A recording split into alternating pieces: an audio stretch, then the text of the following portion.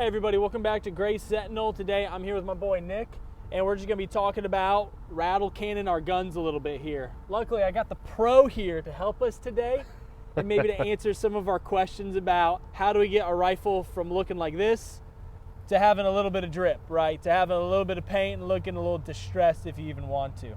So yeah, I guess Nick, just let us know how we wanna get started. Like where do we even begin whenever we wanna prep it and get it ready to paint?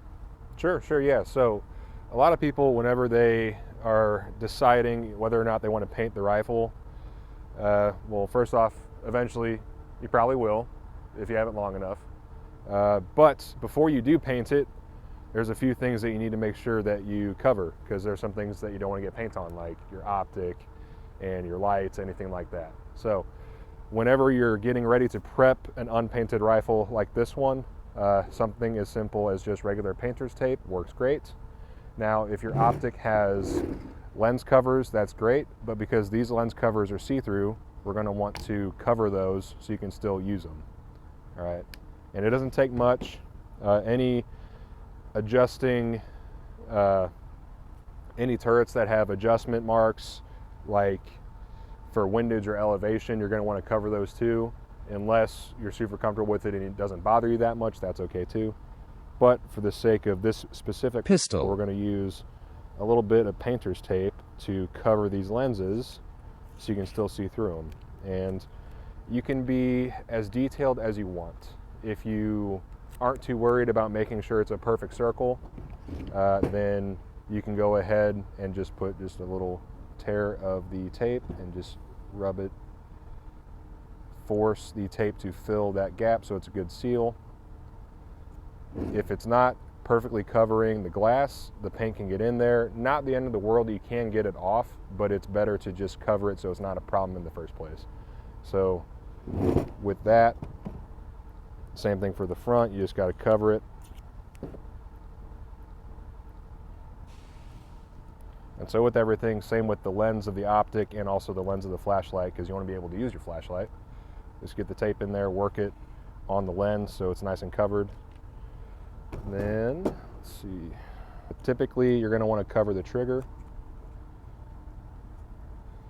Like the actual trigger itself? Yes, the trigger itself. You don't always have to. I have some rifles that the trigger is painted. It'll wear off eventually.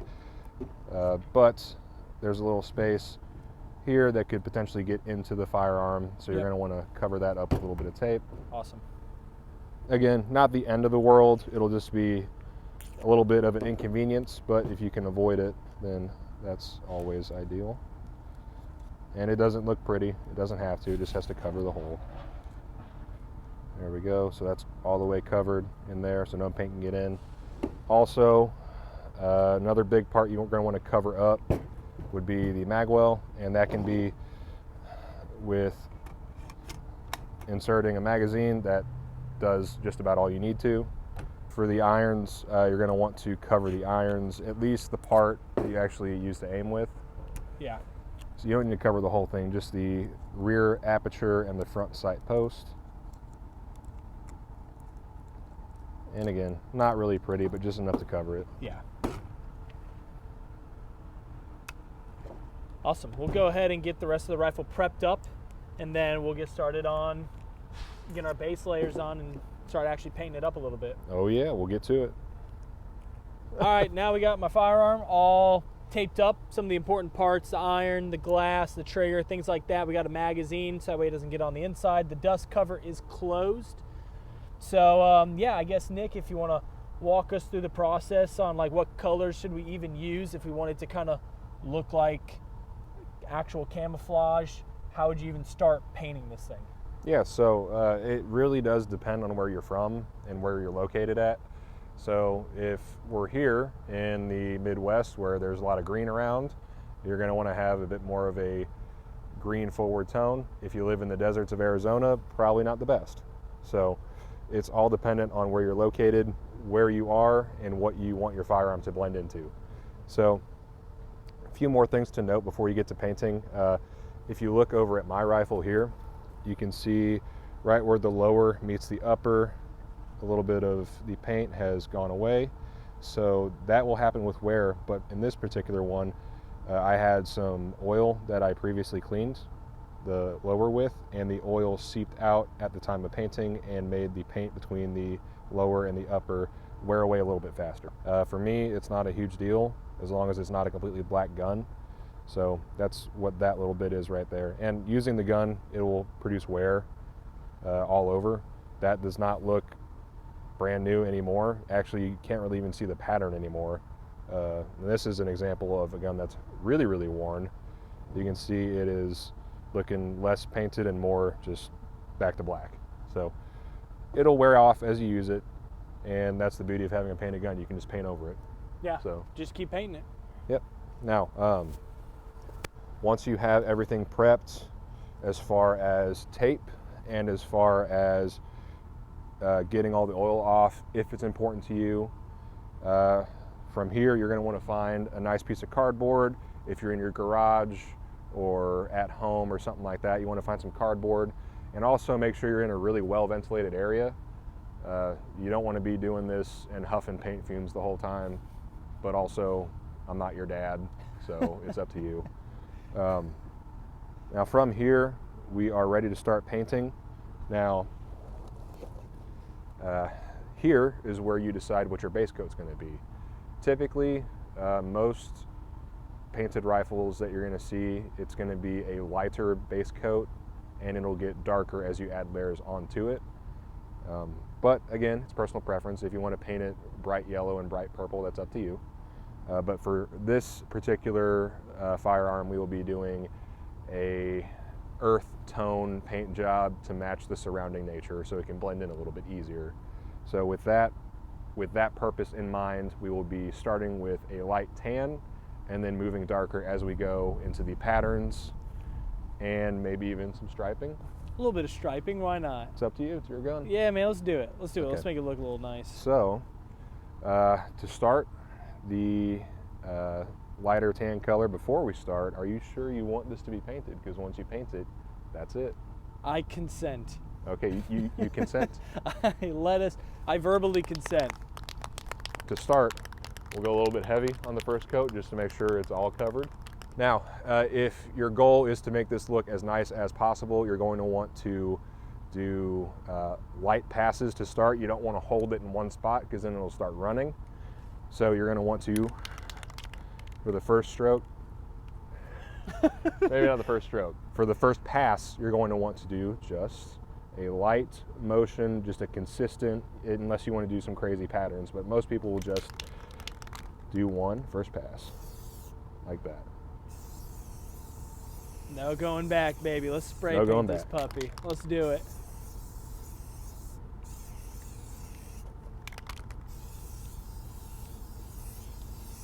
And again, you're going to want to make sure this is in a well-ventilated area. You don't want to be huffing these fumes.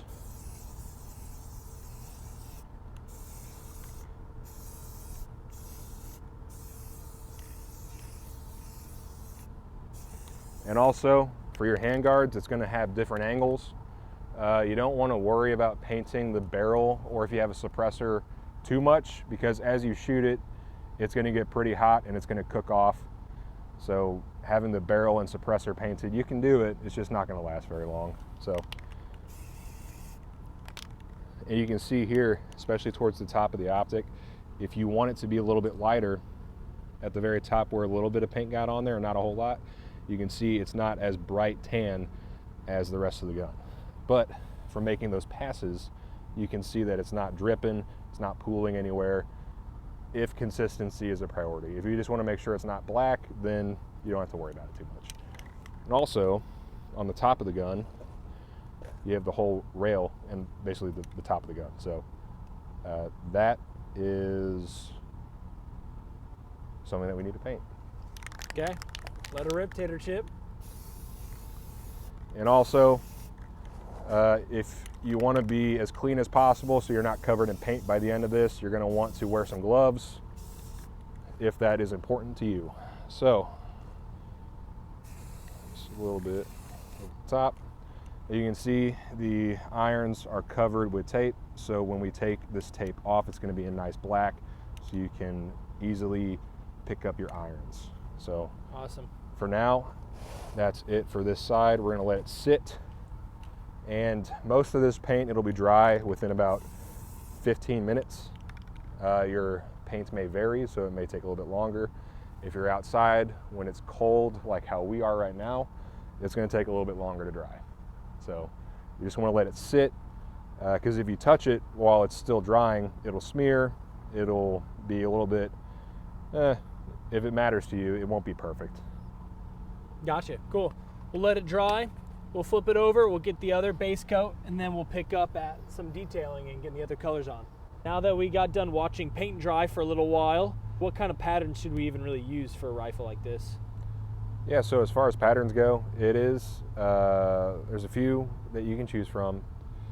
There's patterns like picking natural vegetation, there's doing just plain old stripes, there's using any amount of laundry bags or fishing nets, anything to break up how the rifle looks. So within nature, there's very rarely or never any straight lines, especially not as straight as how you would see on the rifle.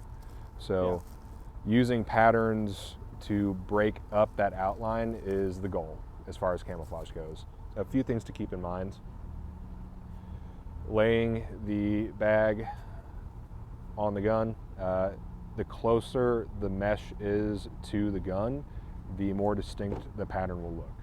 So for me, I like to have it as close to the gun as possible. So I will have the bag just really push it up against the firearm to get the bag as close to it as possible.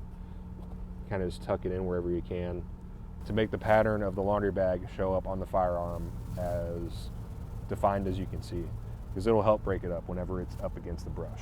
Yeah. So we have two extra colors we're going to use. We have earth brown and camo army green. Now Fitting. Very fitting. All right. Now, as far as how you want the stripes to look, it's whatever you'd like to do. If you want to make them big and bold, a slow pass is what you're going to want to do. If you want it to be a little bit more faint, then you're going to go by a little bit quicker. So we can do a combination. Yeah. And we can take it off and see if you like it, because we can always paint over it. Cool. So first up, and directions are also personal preference. We'll just start spraying. We'll just start spraying, see Start how spraying. it looks. All right, first pass is going to be right over the receiver so we can see how it looks. Cool. And just push it up against there as good as you can get. The shell deflector and the forward assist are going to be pushing up on it a little bit, but that's okay. All right, first pass.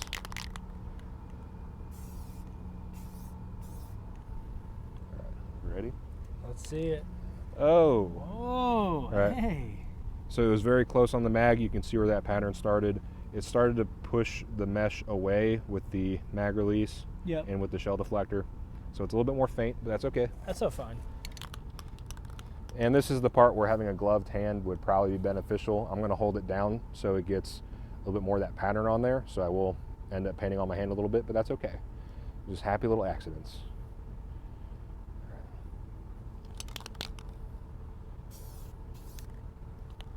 So there we go, look at that. Oh, much better. Very distinct. That looks awesome. A little bit of paint on the fingers never hurt anybody. No. As long as you don't use your mouth to clean it off, I guess.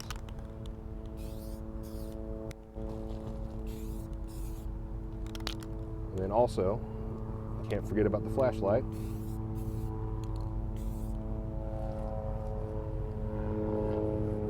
Again, very faint, but this is just for demonstration purposes. Just to show you what the pattern's going to start to look like. But we're going to hit it quite a bit to darken this up because we are not in the desert.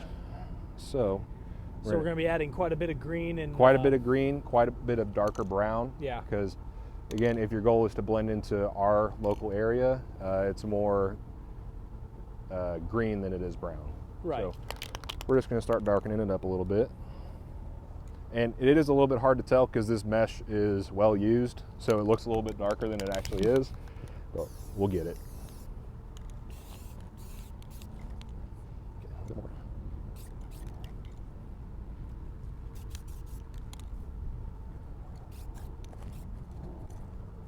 All right.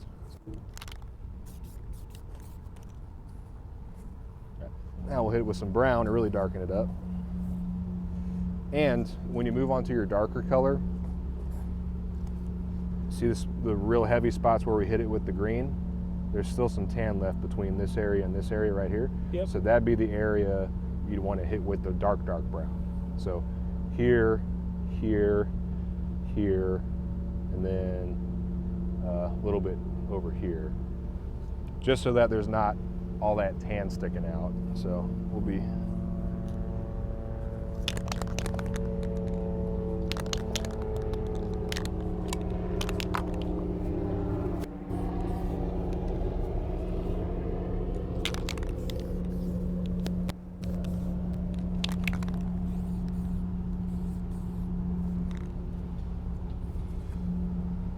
that is very different. There we go. Look at that. It's starting to get there.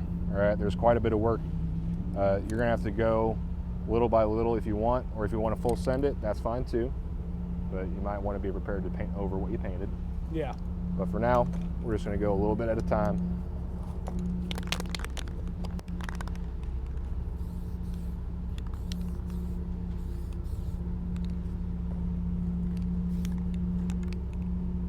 Ooh.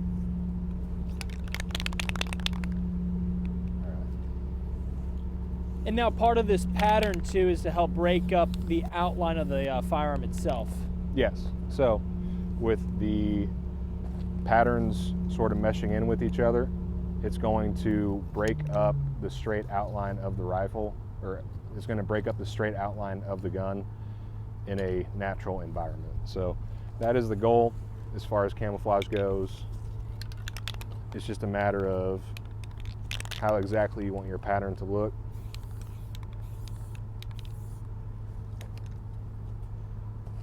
And how the vegetation looks wherever you are locally.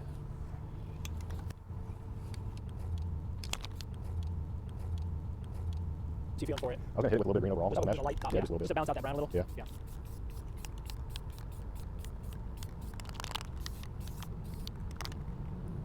I like that. That flashlight's a little bright though. Let's get that.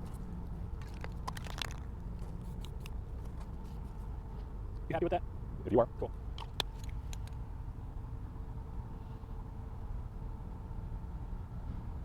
Now that we're all done, everything's dried up, we went ahead and spray painted some magazines. I brought in two, just trying some different patterns, some different coats and color combinations, starting out brown and then adding the colors on top, starting tan, adding colors on top, starting green, adding colors on top, different little looks to them, things like that, just seeing how they turned out. And then the magazine that was in the firearm while we spray painted it. And here is the final product. Boom, right here. We were just talking, it's a little on the tan side, but I'm happy with it. It'll get darker as you use it because at the end of the day, it is a black firearm. So any paint that does wear away will just reveal that black coating underneath, so it will get darker. Plus, if you didn't like it right now, we could go back and spray paint it with more browns and more dark greens. But it's cold outside. I'm happy with the way it looks. I'll shoot it for a little while. We'll see how it breaks in, and if it does need another coating, you can always go darker. And Nick here and some of the other guys brought in some different firearms just to show off what they look like at different stages of wear. So we have one that was pretty well painted somewhat recently.